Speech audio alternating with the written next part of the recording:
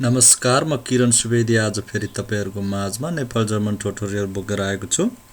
र आजको विषय हाम्रो एकदमै इन्ट्रेस्टिङ बन्ने छ किनकि आजको हाम्रो विषय भनेको आउस अनि फन कसरी युज गर्ने। आउस र फनको डिफरेन्ट के हो हामीले यो विषय पढ्दै छौं। पक्कै पनि तपाईहरुको लागि नयाँ विषय हुन सक्छ र कसैले सिकिसक्नु भएको होला, नसिकेकोलाई पनि हामी एकदमै फोकस गरेर सिक्ने छौं। र आउस सर्वप्रथम हामी आउसमा जाम। आउस कसरी युज गर्ने भन्दाखेरि तपाईलाई आउस हैन,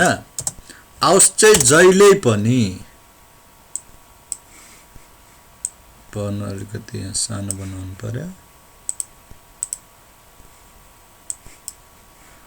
आउस चाहिँ जहिले पनि यदि म एउटा बक्स देखाउँछु, यदि यो बक्स भित्रबाट हैन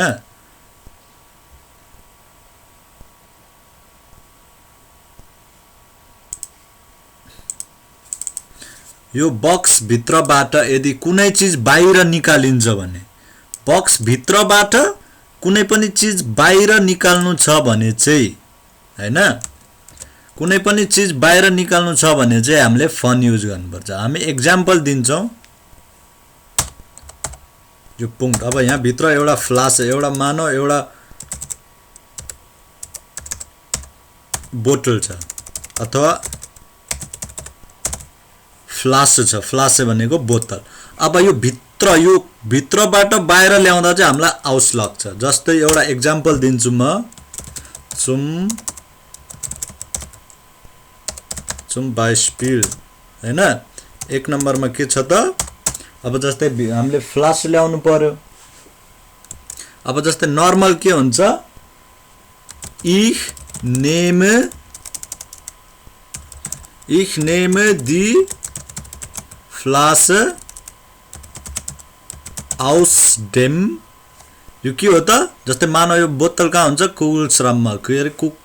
श्राङ्कमा फ्रिजमा हुन्छ। aus dem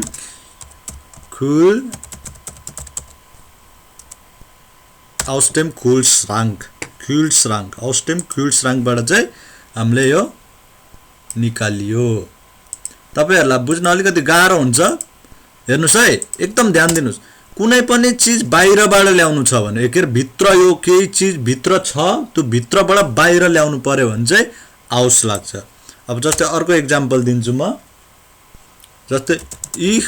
komme aus Nepal. Nepal के एउटा ल्यान्ड देश हो। देश भित्रबाट हामी नेपाल के जर्मन आयौं भने हामीले के भन्छौं त, ich komme aus Nepal, ich komme aus Nepal. अथवा अर्को के पनि भन्न सकिन्छ। अब तपाईलाई आज घरबाट बाहिर, बेडबाट बाहिरै निस्किन मन छैन, ल म बेडबाट बाहिर निस्किन्न भन्नु पर्यो भने ich komme heute nicht aus dem Bett। सिधो म आज बेडबाट म बाहिरै आउँदिन। ich komme heute nicht aus dem Bett। जहिले पनि भित्रबाट बाहिर निस्किनु छ भने aus dem Haus भन्ने पनि हुन्छ, घरबाट बाहिर निक्लिदिन। अब यसैलाई ich komme heute nicht aus dem Bett। कति सजिलो छ, हो कि हैन? म तपाईलाई आउस कति बेला युज हुन्छ त्यो लेखिदिन्छु। Aus heißt immer, dass sich etwas in einer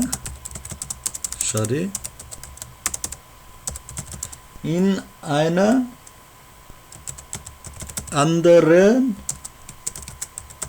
Sache befindet und herauskommt। जुन कुनै चीज, जाख भनेको कुनै चीजबाट यदि बाहिर निकालिन्छ भने त्यति बेला आउस लगाइन्छ हैन। आउस कति बेला लाइदो रहेछ त, कुनै चीज बक्सबाट के रे फ्रिजबाट अथवा घरबाट बाहिर हैन, त्यति बेला चाहिँ आउस लगाइन्छ। तपाईहरुले बुझ्नु भयो कि भएन? जस्तै ich nehme die Flasche आउस्टेम कुलश्राङ कहाँबाट त कुलश्राङबाट कुलश्राङ भनेको के फ्रिज आउस आयो हैन म यहाँ आउसलाई मार्क गरिदिन्छु रातो लगाइदिन्छु यहाँ पनि रातो कुनै पनि चीजबाट बाहिर आउन पर्यो भने आउस याद गर्नुस् कुनै पनि चीजबाट बाहिर आउनु पर्यो भने आउस अब लास्ट एक्जाम्पल के दिने अब जस्तै कम बिट आउस द्या किस्ते अब कुनै किस्तेमा चाहिँ त्यो साथी अड भित्रै बसेको छ किस्ते भित्र छ भने किस्तेबाट बाहिर आइजा भन्नु पर्यो कम बिट आउस द्या किस्ते हैन अथवा आउस्टेम बेट जे भन्ने नि भो हैन अब तपाईको साथी जी कम्ड आउस द्या सुले सिधो स्कुलबाट आएको भित्र स्कुल भित्रबाट आएको हो नि त यति बेला चाहिँ तपाईको आउस युज हुन्छ अब फन कति बेला युज हुन्छ भनेदेखि फन चाहिँ अब म यहाँ लेखिदिन्छु फन कति बेला युज हुन्छ भनेदेखि wird dann benutzt wenn sich etwas bei neben und so weiter aber nicht in etwas befindet यो कुरा एकदम याद गर्नुस् है तपाईले आउस त्यति बेला हुन्छ यो चाहिँ फन युज गर्ने तरिका हो है फेरि एकदम ध्यान दिनु होला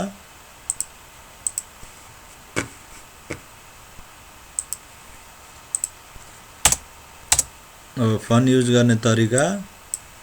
म सबै बताउने छु तपाईहरुलाई केही गाह्रो छैन अब फन चाहिँ कति बेला युज हुन्छ रे यदि त्यति बेला युज हुन्छ व्हेन जिख एटवास बाई छेउमा औफ माथि नेबेन छेउमा इत्यादि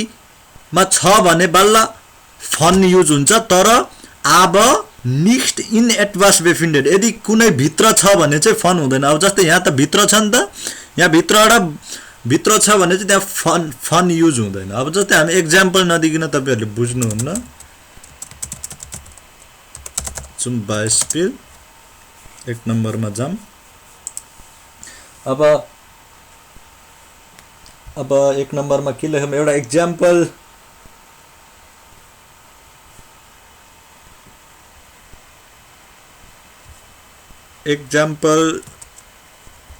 जी kommt von der Arbeit उनी चाहिँ कहाँबाट आउँछन् त कामबाट आउँछन् काममा गएको हुन्छन् हैन तर काममा त इन हो हामी भित्र हुन्छ आउसडेयरबाट आउसडेयर आर्बाइट हुन्छ होला भनेर सोच्नु भयो भित्र के भित्र छिन् त तिनी घर भित्र छन् घर भित्र भए आउसडेम हाउस हुन्छ हैन तर उ त काममा हो काम भनेको के हो एउटा काम गर्ने ठाउँ हो तर हामी त्यहाँ त काम गर्न जाने हो नि त त्यहाँ भित्र बस्न जाने अफ कोर्स भित्र काम गरिन्छ तर जहिले पनि आर्बाइट चाहिँ फन देयर आर्बाइट जी कम्ट फन देयर आर्बाइट हैन यो कुरा याद राख्नुस् अब जस्तै अर्को एक्जाम्पल दिन्छु अब प्राय जसो फन चाहिँ मानिसमा लाउँछ पेजोनेनमा हुन्छ बेनुच हैन फन डियर फन मिया हैन फन डियर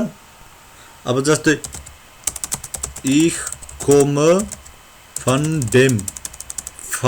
डेम लाई हामीले छोटायो भने के हुन्छ त तपाईहरुलाई याद छ फन डेम थाहा हैन फम हुन्छ फन प्लस डेम लगाएर फम हुन्छ फम आर्च्ड हैन इज कोमा फम आर्च्ड अब अर्को अब ich bin von hier म यहाँको सिद्धो कति सजिलो छ फन पनुस यसमा म कलर लगाइदिहाल्छु अब जस्तै हामी यो माथिको एउटा एक्जाम्पल हो यसलाई चाहिँ यो माथि छ नि हामीले एक नम्बरमा इस नेम दी फ्लास आउस्टेम कुल श्राङ छ नि त्यसमा चाहिँ फनमा लगाम है त जस्तै फनमा लायो भने इस नेम दी फ्लास फम कुलश्राङ फम कुलश्राङ म चाहिँ त्यो फ्लास चाहिँ कुलश्राङबाट लिन्छु फम कुलश्राङ हुन्छ इस नेम दी फ्लास आउस्टेम कुलश्राङ भन्ने बित्तिकै भित्रबाट निकाल्नु पर्यो भने इस नेम दी फ्लास फम कुलश्राङ यदि कुलश्राङको माथि थियो कि अथवा छेउमा थियो कि दायाँ थियो कि बायाँ थियो त्यो अनुसार हैन भित्रबाट निकाले भए चाहिँ फेरि यहाँ फम हुँदैन नि फेरि आउस्टेम कुलश्राङ हुन्छ है आउस्टेम कुलश्राङ यो कुरा याद गर्नुस् र मैले यहाँ रातो लगाइदिसके रातो फन अब यो यति मात्र हैन यो फन र तपाईको आउस र फन यति मात्र हैन म अझै एक्स्ट्रा अब त्यसमा मैले अलिकति डीपमा गा छैन मैले त्यसको लागि एक्स्ट्रा कोर्स बनाउनु पर्ने हो तर पनि म तपाईहरुलाई यहाँ छोटकरीमा अर्को भिडियो नबनाउने तरिकाले आउस भनेको बाटो पनि हो है नेपालीमा बाटो पनि जस्तै ड्या ने टिवाको के हुन्छ आर्टिकल डी टिवा हैन डी टिवा ईस्ट आउस होल्स केबाट टिवा चाहिँ केबाट बनेको हो त होल्सबाट काठबाट हैन अब पुलोबको स्पेलिङ के रे आर्टिकल के हो तपाईहरुले भन्नु P U L L O V पुलोब ईस्ट आउस भोले भन्ने के हो त्यो कपास रुई जस्तो सुई रुई हो कि के भन्छ पुलोबरको स्पेलिङ तपाईहरुले भन्नु भयो कि करेक्ट भन्नु भयो भए धन्यवाद करेक्ट नभन्नु भयो भए अहिले हेर्नु ड्या पुलोबा ईस्ट आउस भोल यो आउस भयो हैन बाटा बनेको जस्तै हैन अब अर्को फन यसको मैले एक्स्ट्रा भिडियो बनाउनु पर्छ नै किनकि एक्सप्लेनेसन पनि चाहिन्छ किनकि त्यो एक्सप्लेनेसन भयो किन तपाईहरु बुझ्नुहुन्न तर म आज अलिकति तपाईले हिन्ट्स पाउनु भयो भने अर्को भिडियोमा तपाईलाई बुझ्न सजिलो हुन्छ जस्तै फन भनेको नि बाटो हो दास इज दी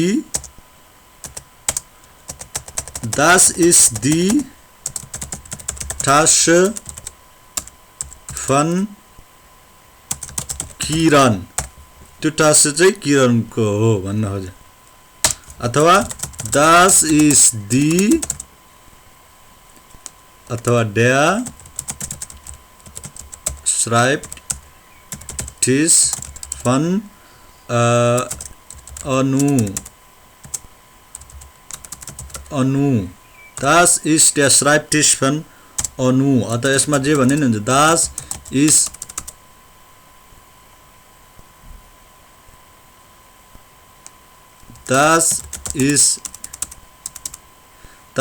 इज